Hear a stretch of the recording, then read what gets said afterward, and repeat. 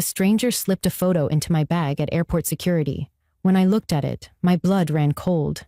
It was a picture of me, asleep on an airplane, taken from the seat behind me.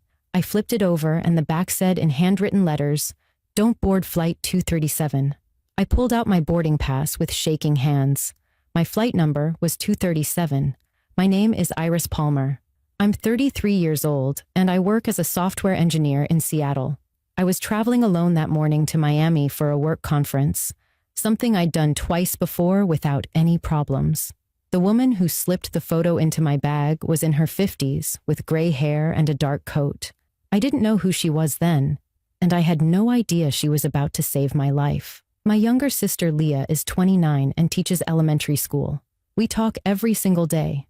My dad Robert is 62 and used to be an airline pilot for 30 years before he retired. He's the one who taught me to trust my instincts, even when they don't make logical sense. If you want to hear how a photograph from a complete stranger stopped me from boarding a plane that turned into a national news story, drop a comment telling me where you're watching from and hit that subscribe button, because this story will change how you think about ignoring your gut feelings. I'm a pretty logical person. I work with computers and code all day, so I like things that make sense and follow clear rules. I don't believe in psychics or superstitions or any of that stuff, but I am a nervous flyer, and that started 5 years ago when my mom died in a car accident. Ever since then, I've been hyper-aware of worst-case scenarios and safety risks. My dad spent 3 decades flying commercial jets, and he always tells me that flying is literally the safest way to travel, statistically speaking. My sister Leah thinks I worry too much about everything and need to relax more. She's probably right, but I can't help how my brain works. The morning everything happened, I woke up at 4 in the morning to catch a 7:30 flight to Miami. I was exhausted because I'd stayed up late the night before finishing a presentation for the conference. I called an Uber, got to SeaTac Airport around 5:30, and headed straight to the security checkpoint. It was a normal early morning at the airport, moderately busy with business travelers and families starting their vacations. I was wearing comfortable clothes for the flight, jeans and my favorite gray hoodie. I had my laptop bag and a small rolling suitcase. I'd already checked in online the night before and had my boarding pass saved on my phone. Flight 237, non-stop to Miami, seat 14C. Nothing about the morning felt unusual or strange. I went through the security line doing the same routine I always do. I took off my shoes, emptied my pockets, pulled my laptop out of my bag, and placed everything in the gray bins. I walked through the scanner with my arms up, waited for the OK signal, and then started gathering my stuff on the other side. That's when it happened. While I was sitting on a bench putting my shoes back on, a woman in her 50s with gray hair and a long, dark coat brushed past me. She mumbled a quick apology and kept walking fast toward the gates. I barely looked at her. People bump into each other at airports all the time. I finished tying my shoes, put my laptop back in my bag, and started walking toward my gate. As I walked through the terminal, I noticed my bag felt slightly different, like something had shifted inside. I opened the front pocket to check, and that's when I found it. A photograph I'd never seen before. It was a regular 4x6 printed photo, the kind you'd get developed at a drugstore. When I looked at the image, I stopped walking right in the middle of the concourse. The photo showed someone asleep in an airplane seat, head tilted against the window, eyes closed, wearing a gray hoodie. It took me several seconds to realize I was looking at myself. I recognized everything. The hoodie I was wearing right now, my hair, the small scar above my left eyebrow, the necklace I always wear with my mom's initial on it. But I had absolutely no memory of this photo ever being taken. I'd never seen it before in my life. My hands started shaking as I turned the photo over. Written on the back in neat, careful handwriting were 7 words that made my heart stop. "Don't board flight 237. I stood there frozen while people walked around me. I pulled out my phone with trembling fingers and opened my boarding pass. Flight 237 to Miami, departing at 7:30. This was my flight. Someone had just given me a warning about the exact flight I was about to board. I stood frozen in the middle of the airport concourse while hundreds of people rushed past me on both sides. My logical brain immediately started trying to find rational explanations for what I was holding. Maybe this was some kind of elaborate prank from one of my coworkers who knew I was flying today. Maybe someone had photoshopped my face onto another person's body as a joke. But the more I studied the photo, the more real it looked. I could see tiny details that would be impossible to fake. The exact fabric pattern of the airplane seat behind me, the wing visible through the window, the specific way my hair fell across my shoulder. This wasn't photoshopped. This was a real photograph of me sleeping on an actual airplane, and I had zero memory of when it could have been taken. I spun around looking for the gray-haired woman who'd bumped into me, but she'd completely disappeared into the crowd of travelers. My first instinct was to call my dad, even though it was barely 6 in the morning. He answered on the third ring, his voice thick with sleep, asking if everything was okay. I told him everything as fast as I could, my words tumbling over each other. I described the photo, the warning message on the back, the fact that it was my exact flight number. There was a long pause on the other end. My dad asked me to take a picture of the photograph and text it to him immediately. I did, my hands still shaking so badly I had to take 3 tries to get a clear shot. Another pause while he looked at it. Then he started asking very specific questions in his pilot voice, the one he used when something was serious. What could I see in the background of the photo? What was the seat configuration? Were there any airline markings visible anywhere?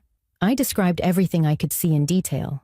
My dad went quiet again, and then his voice got harder and more serious than I'd heard in years.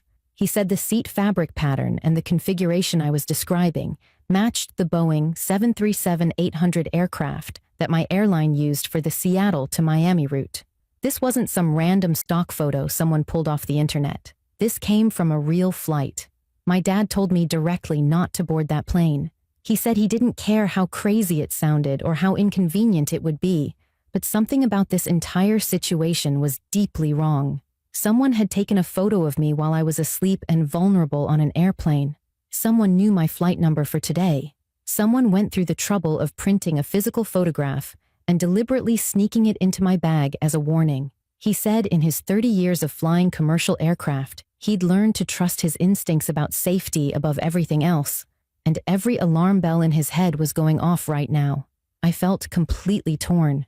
I had an important presentation at this conference that my boss was counting on me to deliver. Missing this flight meant missing the entire first day of the conference. But my father's tone was something I'd never heard before. He wasn't just concerned. He was genuinely frightened for me. I started walking slowly toward gate C12, where flight 237 was supposed to board. I had about 20 minutes before they'd call my boarding group. I found a seat near the gate and studied the photograph again under the better lighting. That's when I noticed something I'd completely missed before. In the background of the photo, barely visible in the reflection on the airplane window, there was part of someone's face, just their eyes and forehead, the person who'd taken the picture. The eyes looked strangely familiar, but I couldn't figure out why. Then I noticed something else.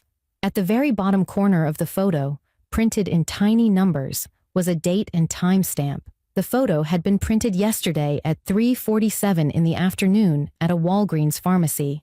Someone had printed this photo less than 24 hours ago, specifically to give to me this morning. I looked up at the gate area and watched the other passengers waiting to board. There were families with small children coloring in activity books, business travelers typing on laptops with their coffee cups beside them, an elderly couple holding hands and looking at a travel magazine together. Everyone looked completely normal and unaware. The departure board above the gate showed Flight 237 was on time and would begin boarding in just 8 minutes. I called my sister Leah, and she answered right away, immediately asking what was wrong because I never called her this early. I explained everything about the photo and the warning. Leah's first reaction was that I was overthinking things, that it was probably just an elaborate prank from someone. But when I texted her the photo, she went completely silent for almost 30 seconds. When she finally spoke again, her voice had changed. She said the photo was definitely me and definitely real, no question about it. She told me I should show it to airport security or talk to the gate agent immediately. I stood up and walked to the gate counter where a woman named Sandra Kim was typing something into her computer. I showed her the photograph and explained what had happened at security. Sandra's expression shifted instantly from polite customer service mode to genuine concern. She picked up her phone and made a call to airport security. Within 5 minutes, 2 TSA officers in uniform arrived at the gate. I had to explain the entire story from the beginning again, while they examined the photo closely and wrote down my information. The TSA officers asked me to come with them to review security footage from the checkpoint where the woman had bumped into me. We walked through a series of hallways behind the public areas until we reached a back office filled with monitors, showing different camera angles of the entire security checkpoint. One of the officers sat down at the computer and started rewinding the footage to around 5:45 when I'd gone through security. I watched the screen as the footage played back. There I was, placing my bags on the conveyor belt, walking through the scanner, and then sitting down on the bench to put my shoes back on. Then the gray-haired woman in the dark coat appeared. She was standing very close to my bags as they came off the conveyor belt. The camera angle wasn't perfect, but it clearly looked like her hand went into the front pocket of my bag for just a second before she turned and walked away quickly. The TSA officer zoomed in on her face, but she was wearing large sunglasses and a hat pulled low, making it nearly impossible to see her features clearly. They switched to other camera angles, trying to track where she went after leaving the security area, but she seemed to disappear into the crowd near the restrooms and never appeared on any other cameras. The TSA officers contacted the airline directly, and Sandra's supervisor came to join the discussion at the gate.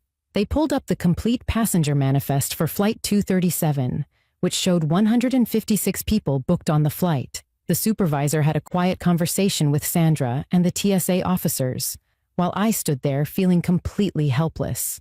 Finally, the supervisor turned to me and explained that they take all potential security threats very seriously, but without a specific credible threat against the aircraft itself, they couldn't legally delay or cancel the entire flight. However, they could rebook me on a later flight to Miami at absolutely no charge if I felt uncomfortable flying on Flight 237. I stared at the photo in my hands again. My logical brain kept saying this was probably nothing, probably just some sick prank by someone with too much time on their hands. But my gut, that same instinct my father always told me to trust above everything else, was screaming that something was terribly wrong. The person who took this photo had access to me while I was unconscious and asleep. That person somehow knew my exact travel plans for today. That person had gone through elaborate effort to warn me specifically. I looked at Sandra and told her I wouldn't board Flight 237. I asked her to put me on the next available flight to Miami instead. Sandra nodded with what looked like relief and immediately started typing on her computer to rebook me. Over the airport speakers, I heard the final boarding call for Flight 237. I turned and watched through the gate windows as the last few passengers walked down the jetway, including the young mother with 2 small children I'd seen earlier. A wave of panic hit me. Should I say something to them? Should I make a scene and tell everyone not to board? But what would I even say? That I had a creepy photo and a bad feeling. The TSA had already determined there was no credible threat to the aircraft. The jetway door closed with a heavy thunk. Through the window, I watched Flight 237 push back from the gate right on schedule. The plane turned and started taxiing slowly toward the runway. I pulled out my phone and called my dad back. When he answered, I told him I didn't get on the plane. I could hear the relief flood through his voice, even over the phone. Sandra finished rebooking me and handed me a new boarding pass. The next flight to Miami was at 11 in the morning, which meant I had a 3.5-hour wait ahead of me. I thanked the TSA officers for taking me seriously and walked to find a coffee shop.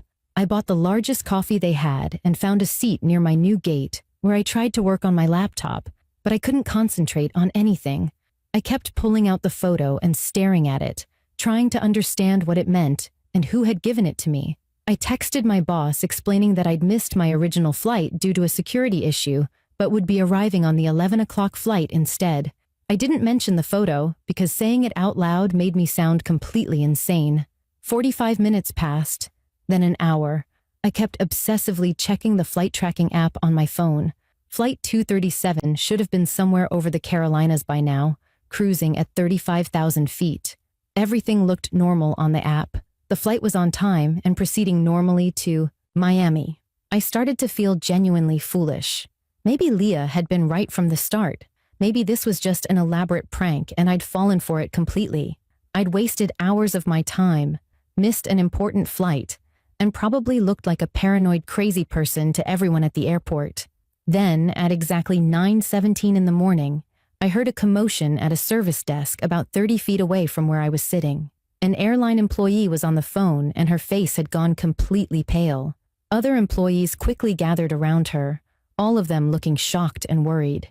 My heart started pounding hard before I even knew why. I stood up and walked closer to the service desk, my legs feeling shaky and weak. I could hear fragments of the phone conversation the airline employee was having with someone. The words, "emergency landing," and "Orlando," and "medical emergency on board," reached my ears. I approached the desk and asked which flight they were talking about. The employee looked at me with wide, frightened eyes and said Flight 237 had declared an in-flight emergency and diverted to Orlando International Airport. Multiple passengers had become violently ill during the flight and were showing symptoms of severe distress. The plane had landed safely, but paramedics were meeting the aircraft right now. I felt like the floor had disappeared under my feet. I grabbed the edge of the desk to steady myself. That was my flight. I was supposed to be on that plane right now. If I hadn't listened to the warning, if I hadn't trusted my instincts and my father's advice, I would be one of those sick passengers being met by paramedics. Within 20 minutes, the situation was all over every television screen in the airport. The local news had picked up the story and it was spreading fast. The headline read that Flight 237 from Seattle to Miami had made an emergency diversion to Orlando after multiple passengers fell ill with what authorities suspected was food poisoning or possible deliberate contamination. 12 passengers had been taken off the plane and transported to local hospitals. The CDC and FBI were being called in to investigate whether this was accidental contamination or something more sinister. The news showed live footage of the plane sitting on the tarmac in Orlando, surrounded by emergency vehicles with their lights flashing. I stood in front of the TV screen, unable to move or breathe properly. That could have been me. I would have been one of those 12 people rushed to the hospital if I'd ignored that photograph and boarded like I was supposed to. 2 TSA officers found me standing in the terminal and asked me to come back to the security office immediately. This time the room was much more crowded. There were more TSA supervisors, airport police, and 2 people in suits who identified themselves as FBI agents investigating the Flight 237 incident. They wanted to see the photograph again and hear everything I could remember about the woman who'd given it to me. I told them every detail I could recall, but honestly, it wasn't much. Gray hair, dark coat, sunglasses, maybe in her 50s, moved quickly and deliberately. They pulled up the security footage again, and this time FBI analysts studied it frame by frame. They isolated the clearest image of the woman's face and started running it through facial recognition databases. One of the FBI agents asked me a question that seemed strange at first.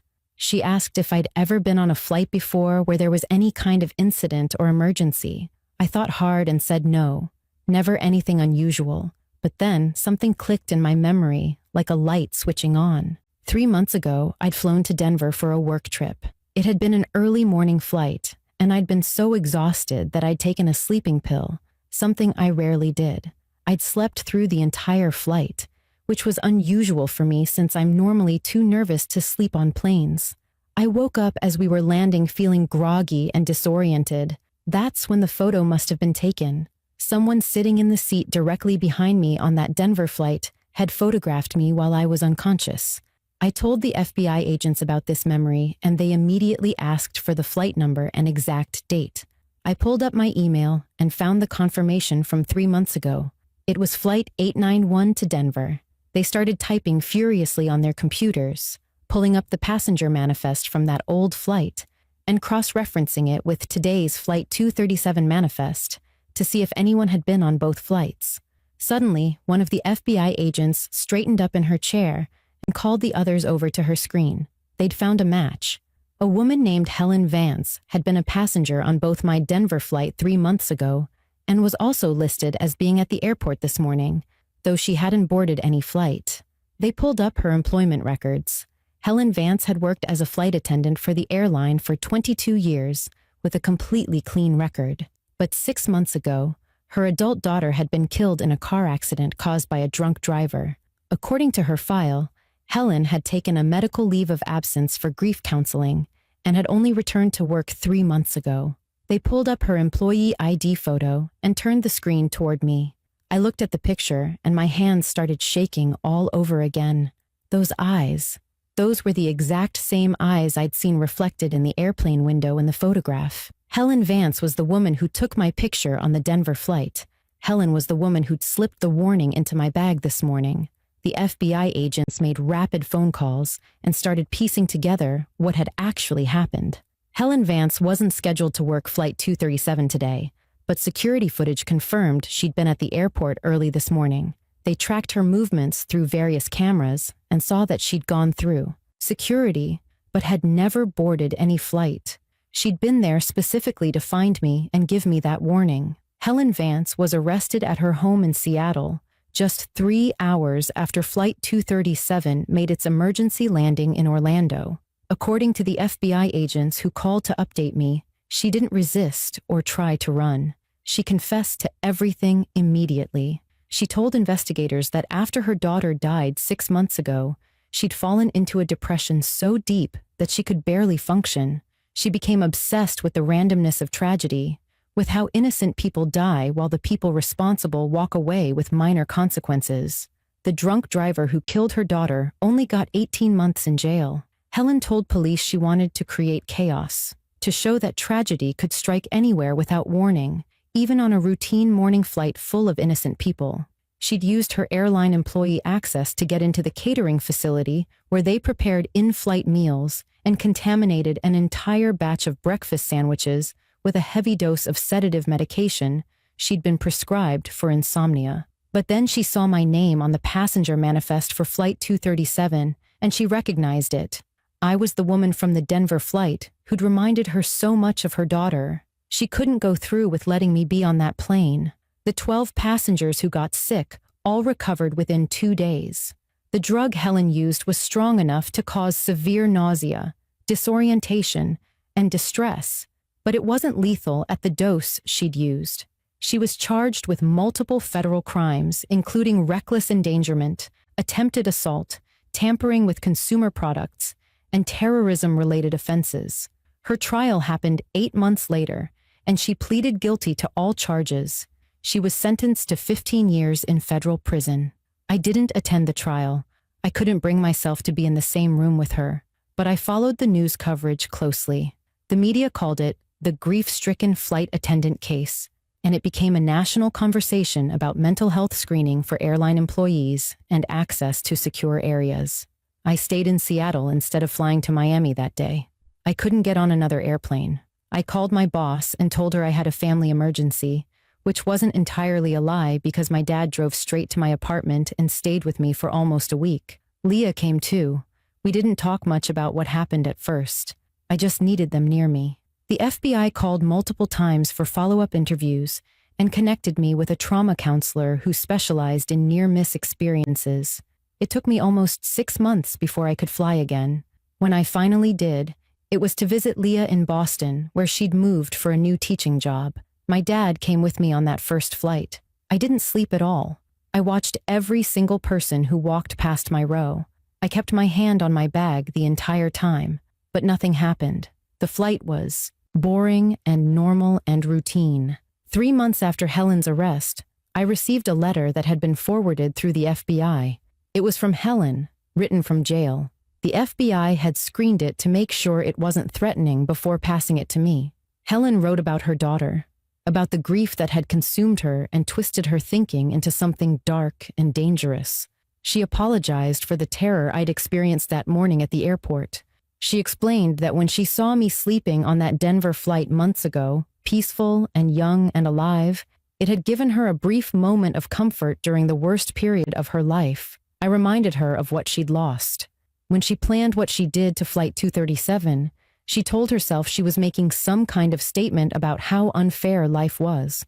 But when she saw my name on the passenger list, she realized she couldn't hurt someone who represented her daughter's memory to her. She said she hoped I would never experience the kind of devastating loss that breaks a person so completely they stop thinking clearly. I read that letter twice, and then put it in a drawer. I never responded to it. I'm 34 now, more than a year after everything happened. I still have the photograph tucked away in my desk drawer, though I'm not entirely sure why I kept it. Maybe it's a reminder that life is stranger and more fragile than we want to believe. Maybe it's proof that trusting your instincts matters, even when they don't make logical sense. I think about those 12 passengers often, and how a single person's breakdown disrupted all their lives. I think about Helen's daughter, and how her death created a ripple effect that almost became so much worse. Most of all, I think about the decision I made that morning to trust a warning from a complete stranger, to listen to my father's worried voice, to choose safety over convenience and logic. That decision kept me off a plane that became a national news story. I don't believe in fate or divine intervention or psychic warnings, but I do believe in paying attention to the signals the world sends you, even when they come in the strangest forms. I believe in trusting the people who love you when they tell you something feels wrong, and I believe that sometimes the most illogical choice is actually the smartest one you can make. If this story made you think about the warnings you've ignored or the instincts you've dismissed because they didn't make sense, hit that subscribe button and drop a comment telling me where you're watching from. Stay safe out there, and remember that sometimes the quietest voice in your head is the one you need to listen to most.